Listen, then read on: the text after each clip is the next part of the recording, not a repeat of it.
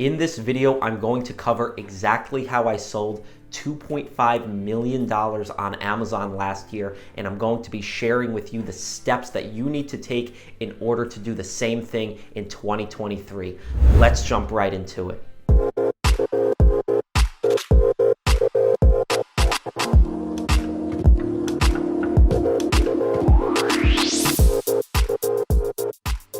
What's going on, YouTube? Welcome back to my channel and Happy New Year. On this channel, we explore tips, strategies, and experiences that I have had that will help you start and build up your Amazon FBA business. In this video, I'm going to be breaking down with the goal of it being under 20 minutes as to how you can actually scale your business and start it up in the new year. If you've been looking to sell on Amazon or just starting to get your feet wet, this is the perfect video for you. This is a full breakdown in a short amount of time as to exactly how you can scale your business on Amazon. Make sure you guys watch this video to the end because I'm going to be releasing an announcement at the end of the video, which I will also post in my Facebook group. So if you guys haven't joined the free private Facebook group, I'll leave a link for that in the description below. Before we jump into it, if you guys do enjoy these videos, make sure to hit that like button, subscribe to the channel, and hit that notification bell if you do want to stay up to date on all of the future content that I will be putting out this year. Let's jump right into it. If you've been searching how to sell on Amazon or how to get started selling on Amazon, you will probably be seeing a lot of different advertisements of sales screenshots and how you can sell on Amazon, how you can start your business, how you can make all this money with Amazon FBA. And in the beginning, when you're trying to start and you're being bombarded with all of this information, it can get really overwhelming. That is why I want this channel to be just a breakdown for you guys as to how you can really sell on Amazon. So if you guys haven't watched any videos on my channel, or if you are new to the channel, check out some of my previous videos, as in 2022 I covered the exact steps that you need to take in order to start and scale your wholesale business. And this video is really going to pull all of that together into one video. But if you do want to see these steps in depth, I break it down all on my channel, so make sure you check it out. How to sell on Amazon in 2023. The first thing you're going to do is choose between one of three business models. You have retail and online arbitrage, you have wholesale and private label. Retail arbitrage is where you are going into stores, finding products at a discount and arbitraging the gap in the market. So you're in the stores scanning products, looking at profit, return on investment, how much the product is selling, and you're literally looking at this on an app on your phone. The two apps that you use to do this are the Amazon Seller app and Keepa, which we'll talk more about later. With retail arbitrage, you are physically going into stores, Walmart, Target, TJ Maxx, Home Goods, all these, big box retail outlets. It could be small mom and pop stores as well, and you're looking for products that already exist on Amazon. It's important to note, you are not creating new products. You're not trying to find random products. You are looking at products that have sales data and have a history of sales and profit in them on Amazon. This applies to retail and online arbitrage and to wholesale. The only difference between retail arbitrage and online arbitrage is that with online, you are going to the stores on your laptop. So you're actually going to these different sites, looking for discounted deals, and then looking at what the price is on Amazon and then selling them for a profit on Amazon. You're getting everything shipped to you, packaging it all up, shipping it into Amazon's warehouse, and rinsing and repeating that process. Amazon FBA stands for Fulfillment by Amazon. And the reason why it's so popular is because it is an extremely scalable business model.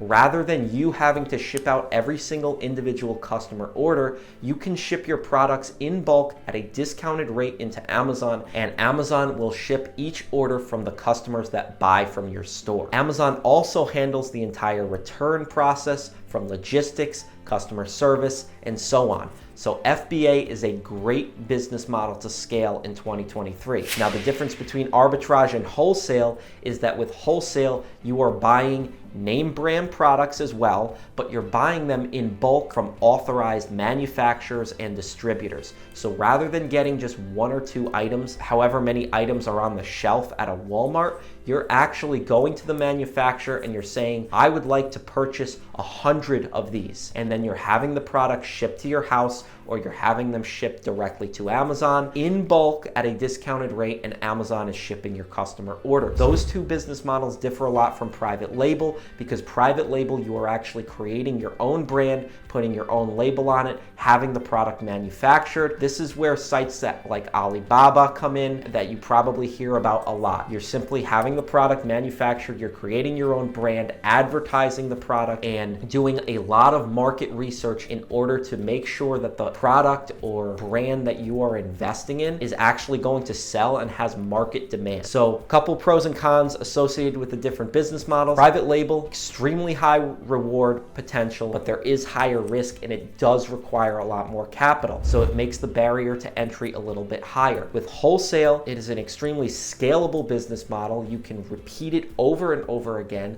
but it does require a little bit more capital if you are a beginner. Retail and online arbitrage is the perfect business model to start with because it is low risk and low capital. If you are just starting and you don't have a lot of funds to start with, I would recommend starting in retail and online arbitrage. Step number 2 is that you're going to create a business entity, and you'll have to get what's called an EIN, which is simply just a social security number for your business, and a resale certificate, which will allow you to purchase goods tax exempt, so that when you go to purchase your products, whether it's in the store, whether it's from your wholesale supplier, you'll actually be able to purchase these items tax free because you are reselling them. If you guys want more information on how to get an EIN and a resale permit, simply search Google for how do I apply for an EIN for my business, and likely what will come up is an IRS form that you'll be able to fill out and submit for your business. Step number 3 is that you're going to create your Amazon account. You will have the option of choosing the individual plan, which charges you an additional $1 per unit sale plus selling fees, and the professional plan charges you $40 per month plus selling fees. Now, when choosing this plan, if you're brand new, just starting, I'd recommend starting with the individual plan until you are actually selling more than 40 items per month. If you're making more than $40 per month, at that point, it makes more sense to go to the professional plan. Now that we've gotten those basics out of the way, let's talk about how to actually get inventory in your hands that you can sell. Let's focus on the wholesale business model because that is my full-time business. With wholesale, you're going to use a method called reverse sourcing. You're going to go on Amazon, look through each individual product category, and then continue to go down into the subcategories. From there, you will start to find more niche related products rather than huge brands. You're not going to want to necessarily focus on giant brands like your Procter & Gamble brands. Personally, I'm not saying that other sellers don't make a lot of money on those brands, but in my opinion, it is easier as a beginner to focus on smaller to mid-sized companies because you're actually able to get quicker accounts with them. Now, you can also get accounts with distributors for larger brands, but that's a little bit of a different approach. So what we're going to do is we're going to niche down from one subcategory to the next on Amazon and continue to look at products that meet a certain criteria. We're looking for the products to not have Amazon directly on the product listing. We are looking for them to have lower competition, 5-10 sellers max. We're looking for those products to be selling, which we can see from Keepa. We're looking for the retail price of the product to be selling above $18. The reason for that is because generally speaking, the higher the retail price, the more profit you're going to make, and I found that products that sell, under $18 have a lower profit margin. However, if that product is selling really fast, as you can see on the Keepa chart, then I will still consider items that sell below $18. Now that we have all of that criteria in place, as we're niching down further and further, what I want you to do is not just look at product categories, but look at the sellers that are actually selling those products and then open up their storefronts. And then I want you to search through their storefronts and look for items that meet that criteria. So you're going to just keep doing this process and go down the rabbit hole further and further. You might not find initial success in the first 10, 20 minutes of sourcing, but as you get into this deeper and deeper and you start doing this for hours and hours, you will start to find that there are more niche storefronts on Amazon and niche product categories that you will be able to purchase from directly from the brand where you can sell them profitably on Amazon. If you guys want to learn more about exactly how I source, check out the video that I've linked up above. Let's get into the next step, which is actually contacting the supplier. Assuming we've sourced a decent sized list, let's say we have 50 companies in our spreadsheet, and it's also important to note before we contact the supplier, what you'll want to do is create some type of spreadsheet linking the product from Amazon and then putting the company that you're going to reach out to their contact information. So that's phone number, that's email address, and you simply go to Google, type in the name of the product that you found on Amazon with the brand name, and then you're going to just pull the contact information, phone number, email address from their website, put it in your spreadsheet to then go and contact them during business hours. When you're contacting your supplier, it's important to realize if you're reaching out to the brand directly or if you are reaching out to a distributor. Distributors are just a middleman between the brand and yourself. So the distributor is buying in bulk from the manufacturer, marking it up a little bit, and then selling it to you in bulk. Whereas if you're buying direct from the manufacturer, you're actually working with the company that makes the product. Pros and cons to each. Getting accounts with manufacturers might be a little bit more difficult than getting accounts with distributors, but the general approach is going to be the same. The execution, however, in terms of how you get that account will be a little bit different. Now, regardless of if you're reaching out to the brand or distributor, you're going to get on the phone or you're going to send an email and explain that you are interested in opening a wholesale account with them. You will then determine if they are interested in selling to you, and they're going to ask you more about your business. So it's important you have some type of script written up, especially if you're a beginner, as to what you are going to do to differentiate yourself from just the other thousands of Amazon sellers that are reaching out to them. And if you're looking to work directly with the brand, the sales and marketing that you have to do is more than if you were to work with a distributor. So with brands, you have to market yourself in such a way that is going to provide them with value, especially if you're selling the products on Amazon. So are you going to order more than the rest of the dealers that are just selling on Amazon? Are you going to advance their brand on the platform in some way? Advertising, listing optimization. There's a number of different ways to do that. With a distributor, it's easier to get the account, but you want to make sure you're a legitimate purchaser. So you're not just going to be purchasing a small amount. You want to build a relationship with the sales rep, and the more volume that you do with the distributor, generally the sales rep is getting some type of commission for that. So you're going to continue to build the relationship as you purchase more product. It's really important to note when you are contacting that you're going to face a lot of rejection, and you have to continue to repeat the process despite this rejection. The more companies that you reach out to, the more accounts you're going to close. Step number 6 is assuming you've obtained what's called a price list from this company. You've closed the account with the brand or the distributor. Now you would request a price list, and this is an item list of all of the SKUs that they have in their catalog. It could be 1 or 2 SKUs that you're looking at. It could be 100. Distributors generally carry a lot more SKUs than one single brand does because they carry stock from multiple different brands. So if you're working with a distributor, you likely get a bigger price list with hundreds or even thousands of SKUs, whereas if you're working with a brand, there might only be one item that you're looking at. What you'll do is, if you're a beginner, you can start with the manual method. As you guys can see from the pop-up on the screen, you're going to create a spreadsheet with different columns for profit, return on investment, sales per month, competition. Those are the main points of criteria. We're looking at how much money are we going to make per unit, which is our profit. What is our return on investment per unit, meaning how much money do we have to invest in order to make a certain return? How many units are going to sell a month, and how many sellers are on the listing? It's important when you're looking at these factors that you're looking at the Keep a chart so that you can see an overall view over a period of time as opposed to what's happening right now. Because there could only be 2 sellers on the listing now, but a month ago there could have been 20. And it could just be due to supply chain that the price is way up and the sellers are down. So that is why we use Keepa in order to get a full picture of what's going on the product listing. If you want to see a more in-depth video on how to read a Keepa chart, make sure you check out the video that I've linked up above. At this point, we've found a few products that we're looking at purchasing. Now what we are going to do is place a test order. The reason why we don't jump into a big order is to mitigate risk. You don't necessarily know how the product is going to sell for you and the exact percentage of the buy box that you're going to get. So you have to mitigate your risk by placing a smaller order with the supplier. What you'll do is place your smaller order, have the product either shipped to you or the supplier will ship directly to Amazon using your shipping labels. If you guys are looking to learn more about the logistics process of how to ship your inventory from your supplier directly to Amazon, make sure you check out the in-depth video that I've linked up above. When we place our test order, we are going to learn more about the logistics process and how to use Seller Central for shipping. You're also going to have to pay your supplier.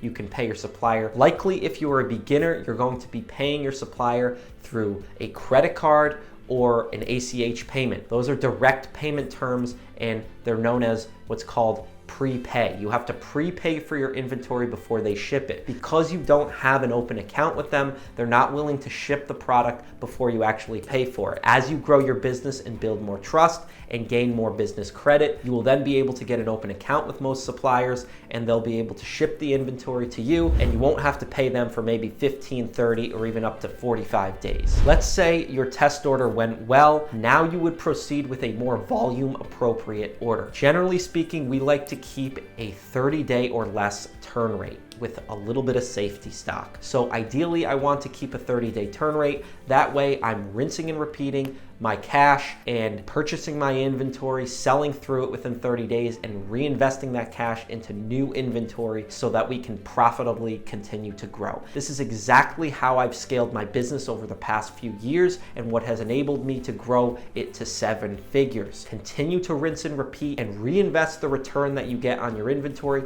back into more inventory, because once you start pulling money out of your business, you're not going to have as much cash to grow. It's important to note that with wholesale, because we have one account with one manufacturer, another account with another distributor, and another account with another manufacturer, we want to make sure our stock is always available on Amazon. So what we have to do is periodically, whether that be once per week, once every 2 weeks, once per month, look through the inventory and the different accounts that we have and see how much product do we have in stock and how much product have we sold over the past 30 days, 14 days, 7 days, and look at it and compare those two. And on the products in your inventory that do not have a lot of stock, you will want to place another order with your supplier on a certain basis. We place our restock orders every 2 weeks with our suppliers. So every 2 weeks, we're looking through our inventory and comparing the level of inventory that we have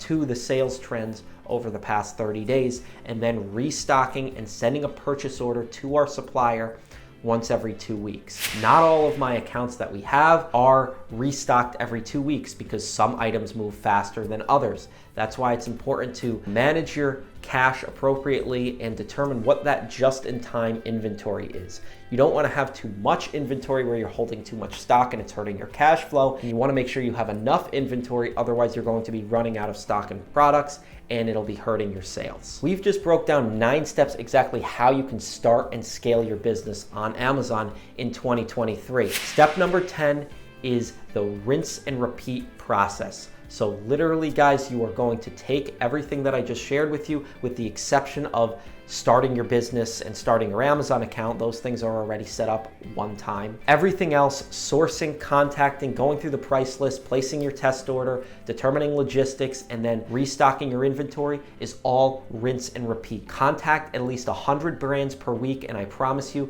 if you are using the right sourcing methods and if your buying criteria is on point, you will be closing accounts left and right and not have enough capital to purchase all the products that you have available. And that is the current situation that we are in. where I'm facing a roadblock with scaling because we have so many different accounts. I've gotten very good at closing accounts with different suppliers, and we don't have enough capital to invest in all of the products that we have at our fingertips. If this video helped you guys, make sure to hit that like button, subscribe to the channel, and hit that notification bell if you want to stay up to date on all future content. I wanted to keep this video short. It'll probably end up being almost 30 minutes, but I have broken down everything that you need to know and everything that I have done in my business to scale in 2022 and the exact methods that I'm going to use in 2023 in order to continue to grow. As promised, I'm sharing this announcement with you guys. I would like to start a small, tight-knit community of maybe about 5 sellers who are really interested in taking their business to the next level. What this will consist of is a group of maybe 5 to 10 individuals who are interested in really scaling their business. So we're going to be sharing all kinds of in-depth information. I'll be sharing my exact methodology of how I contact brands, communicate with them on the phone templates, email templates, all of that information. And it's just going to be a community where we are able to share information that you might not get on YouTube or in a public Facebook group. And not only information, but experiences and challenges that you face in your business on a day-to-day basis. I want to keep this community small that will potentially expand over time. But if you are interested in getting in on this opportunity, drop a comment down below, reach out to me on Facebook Messenger, send me an email. I'll link my email in the description below. If you want more information on this,